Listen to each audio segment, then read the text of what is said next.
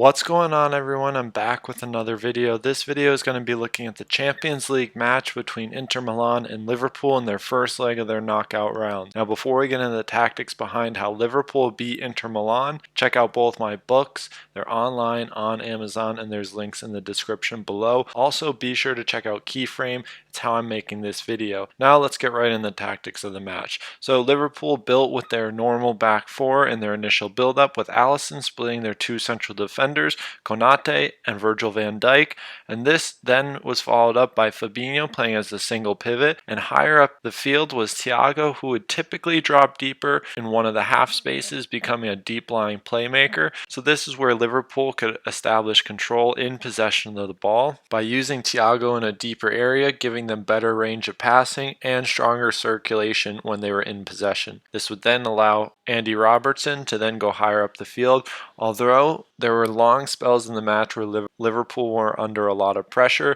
which then forced Andy Robertson and Trent Alexander-Arnold to stay deeper to then establish control before the fullbacks were able to be released in higher and wider areas. From Inter Milan, they played with a 5-3-2 with Arturo Vidal as one of the number 8s jumping into the midfield, then looking to establish access and press the Liverpool midfield as well as a holding midfielder, and using man-oriented principles in the high block to then allow the wingbacks to then jump to the fullbacks of Liverpool, and then leaving 3-on-3 at the back for Inter Milan and defending with numerical equality. Now in the midfield third, we still go with our two forwards in the same structure as in our high block, but now the spaces just become a bit more narrow. So still our 5-3-2 with our wingbacks jumping higher up the field to press the fullbacks of Liverpool. And now with Liverpool's build-up, we see the two fullbacks remaining deeper, again completing the back four with the fullbacks in a deeper area. Fabinho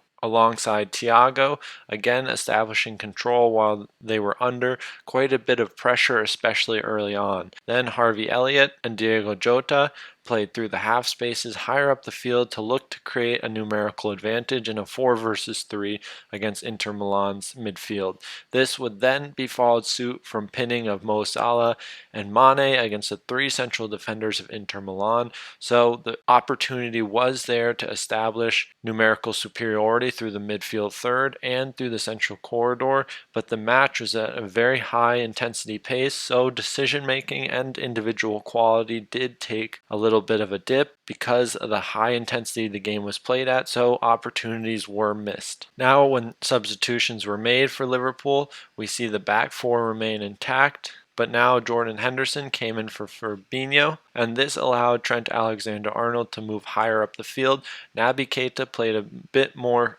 of a free role, dropping in and alongside Jordan Henderson, with Thiago maintaining his position on the field, also having the tendency to drop deeper, allowing then the fullbacks to be released into higher areas and then give them more width and more of an attacking presence from a deeper area. This also paired with the dropping of Roberto Firmino between the lines after he was subbed on for Diogo Jota. The wingers of Diaz and Salah would then invert, giving Firmino his freedom that he likes in this false 9 role and creating a diamond midfield through the center. And for long spells in the second half, Inter Milan really took the game to Liverpool before the first goal was scored, and then we see that the dip in Inter Milan's performance, probably because they just ran out of gas, and the high demands they put on their fullbacks to jump and press to the fullbacks of Liverpool from the wingbacks of Inter Milan was a very tough task, and leaving the back three in a 3v3 situation, with then Firmino playing as a free number 9 in more of an attacking midfield false 9 role, but a high emphasis on the individual duels at the back,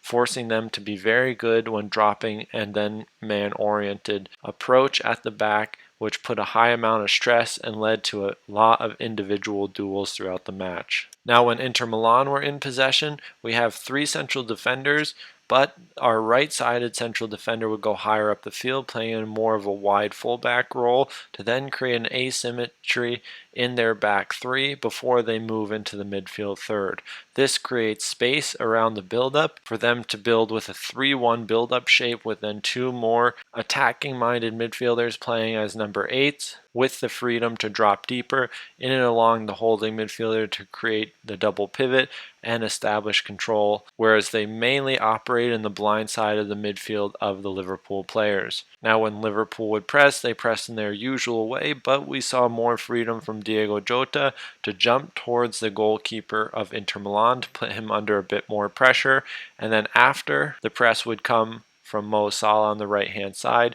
Diogo Jota would often drop deeper and use his cover shadow, and especially when Firmino came into this number 9 role, he did a much better job of using his cover shadow against the holding midfielder of Inter Milan, giving them more problems in their build-up phase. Now we see right away in the 10th minute a very aggressive press of the front three and a very high intensity pressing phase from Liverpool with the two number 8s jumping on to the holding midfielders of Inter Milan, as we see one of the Inter Milan number 8s joining their holding midfielder, forcing the Liverpool players to jump with the first line of build-up with the asymmetric back three, and then the wing back dropping deeper with then Dumfries going higher up the field. Gave a lot of potential options to then play direct and play long, which were then matched by individual quality from Liverpool like Konate and Virgil van Dijk, as well as Andy Robertson, whereas Trent Alexander-Arnold had more of an attacking-minded role in their defensive phase,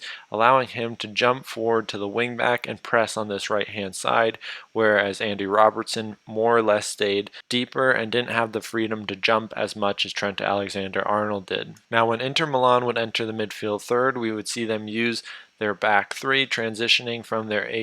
asymmetry in their initial build-up. Then we see a clear midfield three in their 3-5-2, with then their wingbacks playing the same line as their attacking midfielders, with then Edin Dzeko and Lautaro Martinez playing as the two number 9s, affecting the Liverpool back four and creating space for the number 8s on their side to then play between the lines. Liverpool went with a more space-oriented approach in their mid-block, as we see here, highlighting the high amount of compactness and spatial control that these Liverpool players had over the center, and a few options Inter Milan had to disrupt this pressing sequence was having their holding midfielder drop between central defenders to one side, and then this would vacate the pivot area, leading Firmino to have problems when using his cover shadow to block access to the holding midfielder. This space that would then be vacated could dynamically be accessed through players in deeper and wider positions, offering solutions going forward to then isolate the midfielders and look and progress in more advanced areas. That's where we're going to wrap up the analysis. I hope you guys enjoyed it, and I'll see you in the next one.